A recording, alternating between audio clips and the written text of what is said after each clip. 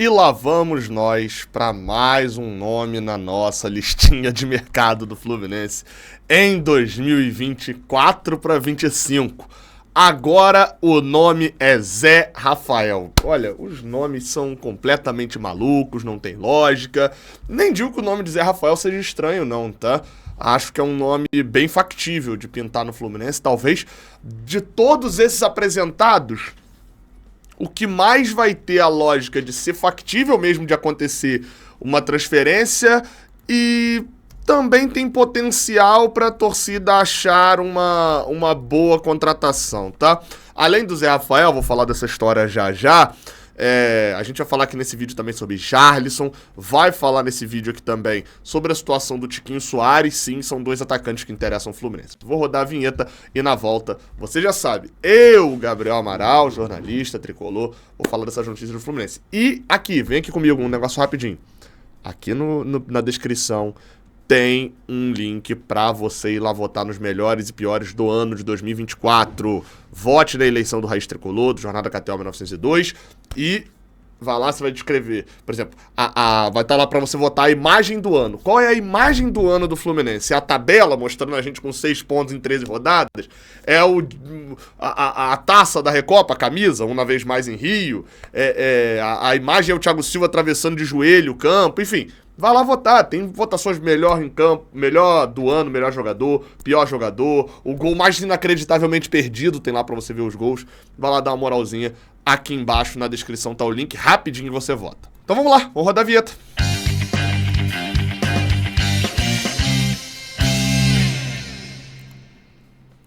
A gente abre falando sobre Zé Rafael, o jornalista da ESPN, deixa eu achar o nome dele aqui, Daniel Bocato, que é um jornalista que, pelo que eu entendi pelas redes sociais dele, ele é palmeirense, mas acho que isso é irrelevante porque ele cobre Palmeiras e alguns outros clubes de São Paulo. Deixa eu tirar esse vídeo aqui, senão dá copyright, né? E ele cobre alguns outros clubes de São Paulo também. Ele publicou essa matéria aqui na ESPN ao longo do domingo, no finalzinho do domingo, escrevendo que, de saída do Palmeiras, Zé Rafael é alvo de 4 clubes para 2025. Veja bastidores. Então vamos lá, aquela regrinha que eu sempre falo aqui, tá? Se um mesmo jogador é alvo de vários clubes ao mesmo tempo, normalmente esse jogador está de saída do clube dele. Seja porque está acabando o contrato, e aí, por exemplo, o Diogo Barbosa. Se sai agora que 8 clubes estão afim do Diogo Barbosa. É por quê? Porque tá acabando o contrato dele, todo mundo sabe que ele vai ser um agente livre, né, como chamam lá nos Estados Unidos, ele vai ser um jogador sem contrato, e aí as pessoas tentam negociar contrato com ele. Agora, se um jogador tem contrato, ele não tem nenhum bastidor de, por exemplo, o Marcelo, brigou com o treinador, não tem nada disso.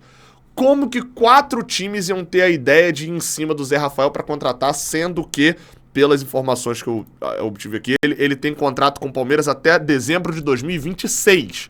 Um contrato, inclusive, renovado no início desse ano. É porque está sendo oferecido. Então, essa é uma questão de lógica daquelas que, assim, você pode até ir apurar e vai confirmar, mas se todos os clubes tiveram essa ideia ao mesmo tempo, vai ser surpreendente, tá? Esse é o meu ponto. Mas vamos lá, vamos continuar lendo a notícia aqui.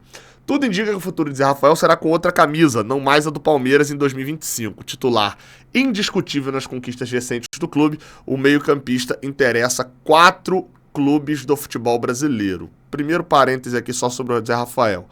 A média do Zé Rafael, no geral, aí, era de 60 jogos por ano, pô. O Malandro jogou 60 pelo Bahia em 2017, 68 pelo Bahia em 2018, quando ele foi um dos melhores jogadores do Campeonato Brasileiro, mas não apareceu em seleção nenhuma porque a galera ignora, né?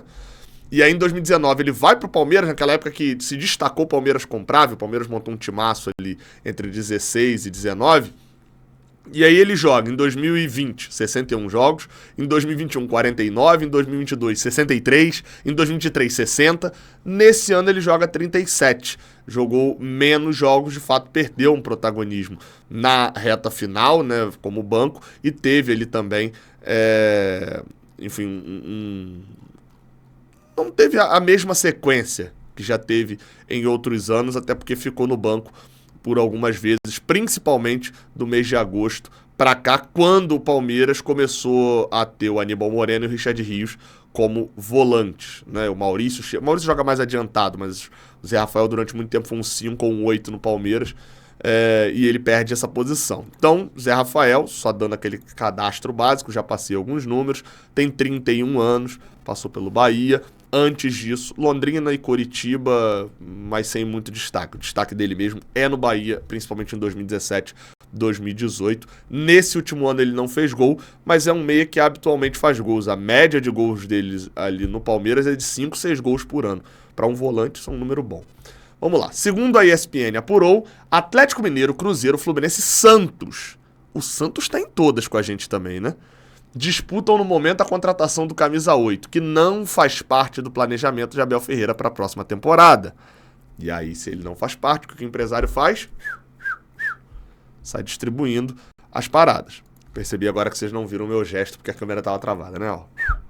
Sai distribuindo panfleto para achar os times, e provavelmente esses foram que responderam. As negociações com o staff de Zé Rafael ainda não estão concluídas, mas, de acordo com a apuração da ESPN, a vantagem, por enquanto, é do Fluminense. Ou seja, é quem está sentado na mesa negociando de fato. Existe, inclusive, uma conversa com o Palmeiras para uma possível troca de jogadores. Vou voltar nesse ponto da troca já, até porque aqui diz que nos bastidores nomes como o do volante Martinelli e do atacante John Arias são bem avaliados pela diretoria e comissão técnica palmeirense. Show, né, irmão? Eu também avalio positivamente o nome do Mohamed Salah. Dito isso, se eu propor para o Liverpool uma troca, ele não vai querer. O John Arias não é. O Martinelli tem jogo, né? No entanto, o envolvimento deles numa possível saída do Zé Rafael não é garantido. E aí diz que a saída do meio de campo faz parte de uma série de mudanças que o Palmeiras pretende fazer para a próxima temporada. Dudu e Lázaro já deixaram e outros devem segui-los até o meado de janeiro. Zé Rafael soma 11 títulos, isso é uma loucura, né, cara? O Zé Rafael, pensando em títulos nacionais e internacionais, esse bobear ele ganhou mais que o Fluminense.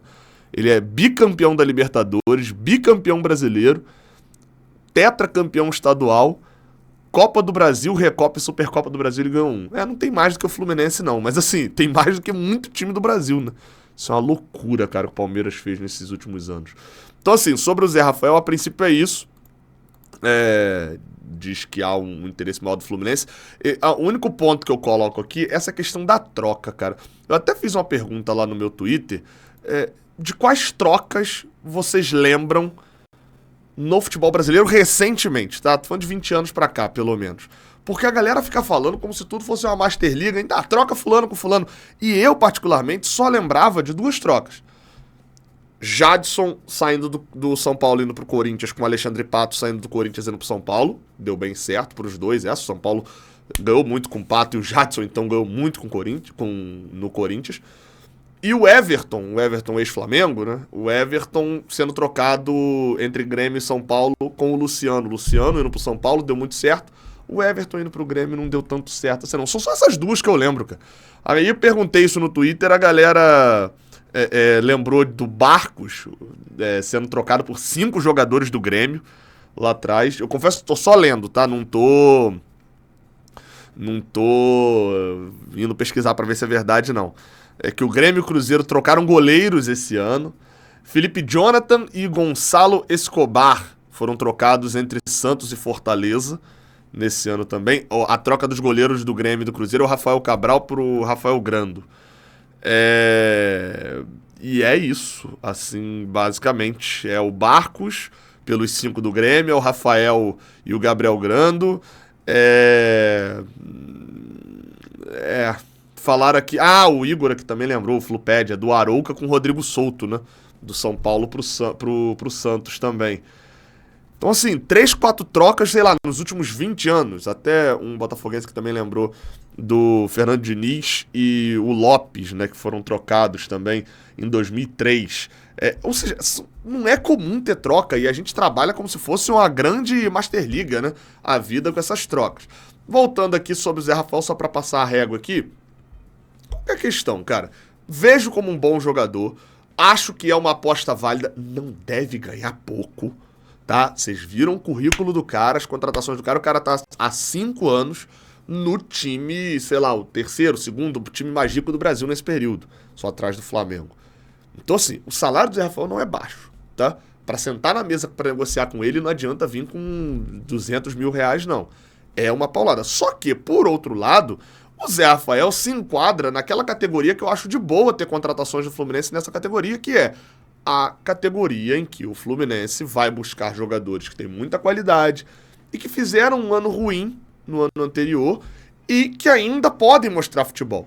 E numa dessas ele acerta, como o Germancano fez fazendo 2 anos espetaculares, e às vezes não dá tão certo, como foi o caso, inclusive, vindo do Palmeiras do William Bigode. Mas é uma aposta que eu acho válida. Qual foi o problema de 2024? O Fluminense pegou 7 jogadores assim. Tinha 7, 8, inclusive alguns que já tinham dado certo no próprio ano passado do Fluminense. E aí você fica num risco muito maior, né? Porque você tá com uma série de jogadores que tem esse perfil de risco. Então, o Zé Rafael eu acho que é uma boa? Acho. Não dá pra pegar outros 4 com esse mesmo perfil. Precisa ver a questão de valores também. Vou tentar apurar sobre isso, tá? Pra próxima notícia. Tiquinho Soares, cara, saiu no UOL uma matéria publicada pela Gazeta Esportiva de que o Santos está interessado no Tiquinho Soares. Inclusive, a gente tem informação também de que o Bahia está interessado. Tá? Informação apurada pelo Cauã Tinoco, repórter aqui do Jornal da KTO 1902. Mas o Santos já procurou o staff do Tiquinho Soares. Está restando só um alinhamento ali com o Botafogo. E esse nome do Tiquinho Soares é pensado no Santos como possível jogador ofensivo para resolver o ataque já a partir do Campeonato Paulista. Só que não há proposta nenhuma na mesa do Botafogo ainda pelo Tiquinho. Então, né, você não tem nenhuma proposta. Diz-se por aí sobre troca, que o Botafogo teria feito uma troca, uma pergunta, né, de troca, dando Tiquinho Soares, Danilo Barbosa e mais 9 milhões de euros pelo zagueiro Jair, que é um zagueiro que o Santos tem uma expectativa muito alta, mas que, de acordo com o UOL, essa oferta não animou muito a equipe do Santos não, porque, né, o Santos já recusou ofertas por esse zagueiro, diferente do que o Fluminense faz com seus zagueiros jovens, o Santos valoriza, né?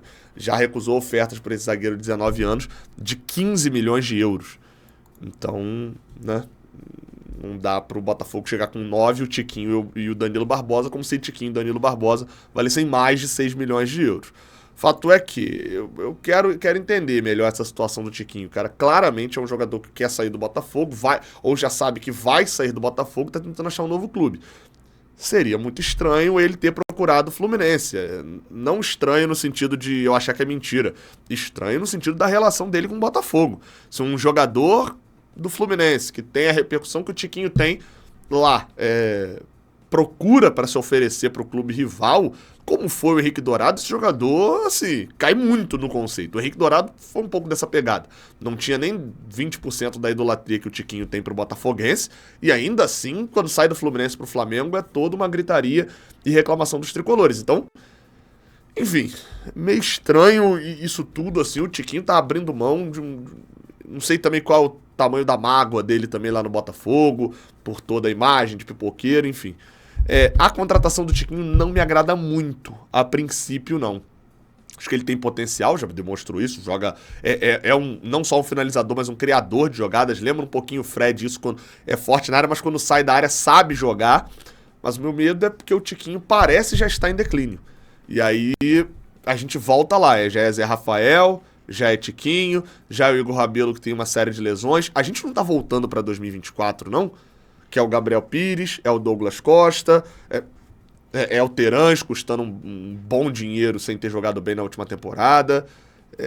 Não tá me animando essa parte do mercado, não. Enfim. Vamos lá, tá? Sobre Richarlison. A novidade no GE. Globo é de que o Fluminense fez um contato com o Tottenham. Tá? Mandou um WhatsApp, um e-mail pra equipe de Londres pelo Richarlison.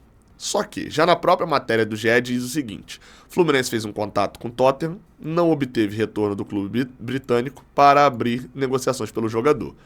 Sua chamada está sendo encaminhada para a caixa de mensagens, estará sujeita a cobrança após o sinal. O tricolor aguarda um posicionamento do clube inglês para dar continuidade ao negócio. Porém, o Fluminense aposta na identificação do jogador com o clube, além de seu desejo de voltar a servir a seleção, como trunfos para essa negociação. Mas, diz na matéria do GE, pessoas próximas ao jogador acreditam ser muito difícil um retorno nesse momento, porque ele espera a oportunidade de jogar quando voltar de lesão, no final desse mês de dezembro, e o técnico Ange Postecoglou já sinalizou que gosta do futebol dele. Aí depois completa aquelas informações que a gente já tinha um pouco, dele ter perdido um pouco de espaço no Tottenham e tal. Eu sigo atualizando porque é o meu dever aqui atualizar vocês, que eu sei que muita gente se informa e eu quero que o cara que assiste o Raiz Tricolor seja o mais bem informado de todos. E eu sigo não acreditando nessa negociação. Posso cair de cara no chão, tá? Mas assim, ela parece... Se não tiver uma reviravolta muito bizarra do Tottenham escolher abrir mão de muita grana, o Fluminense não tem pouquíssimas chances de repatriar o Richarlison. Essa é a realidade. Já é? Agora eu vou dormir, que são 1h27 da manhã. E na segunda-feira, quando você já estará assistindo, que esse vídeo sai na segunda de manhã, estarei, rumando até o CT Carlos Castilho, 2h30 de viagem, para poder fazer a coletiva do Fluminense lá, a coletiva do Mário Bittencourt no CT Carlos Castilho. Tem live aqui no Raiz Tricolor. Se você estiver assistindo esse vídeo entre 10h30 e coletiva do Mário, deve ser até umas quase 2 da tarde, a gente tá ao vivo na coletiva do Mário Bittencourt. Já é? Tamo junto, até a próxima, valeu.